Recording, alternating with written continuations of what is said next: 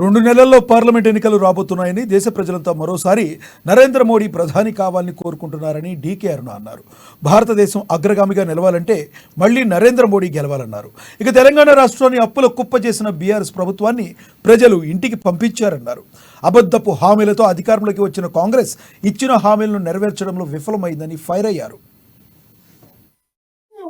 మన తెలంగాణ రాష్ట్రంలో ఇవాళ తెలంగాణ రాష్ట్రం అభివృద్ధి కావాలంటే అప్పుల కూపంలో కూరుకుపోయినటువంటి రాష్ట్రంలో కేసీఆర్ ప్రభుత్వం ఈ రాష్ట్రాన్ని అప్పుల కూపంలో ముంచి పెద్ద ఎత్తున అప్పుల పాలు చేసి మరి ఈ రోజు ఉన్న ఎన్నికల్లో కేసీఆర్ ఇంటికి పంపితే కాంగ్రెస్ పార్టీ వాళ్ళు ప్రజలకు మళ్ళీ ఒకసారి అనేకమైనటువంటి హామీలు ఇచ్చిండ్రు. ఆ హామీలకు పెద్ద ఎత్తున కాంగ్రెస్ పార్టీ వస్తే మాకు 2000 పెన్షన్ 4000 అవుతుందని, రైతు రుణమాఫీ అవుతుందని, రైతులకు రైతు బంధు ఇంకా ఎక్కువ వస్తుంది 15,000 వస్తుందని, ప్రతి ఒక్కరికి ఇల్లు కట్టిస్తారని, ఇట్లా యువకులకు నిరుద్యోగ వృత్తి 5,000 ఇస్తారని ఇట్లా అనేకమైనటువంటి హామీలు ఇచ్చి కాంగ్రెస్ పార్టీ అధికారంలోకి వచ్చింది. 100 రోజుల లోపల ఇవన్నీ అమలు చేస్తామన్నారు. కుటుంబంలో ఏం చెప్పి అధికారంలోకి వచ్చిన ఎంబడే చేస్తామన్నారు. అధికారంలోకి వచ్చిన తర్వాత 100 రోజుల్లో ఇవన్నీ అమలు చేస్తామన్నారు. ఆర్టీసీ బస్సులో ఈ రోజు ఆడోళ్ళ ఫ్రీ అని చెప్పి అయిపోయింది, మేము ఇచ్చిన హామీ నెరవేర్చమంటున్నారు పెద్ద హామీ అని. ఆ ఆర్టీసీ బస్సుల సంగతి ఏంటో అందరికి మనకు తెలుసు. ఏం సంగతి ఉందో, ఏ ఊళ్ళకన్నా బస్సులు పోతాయా?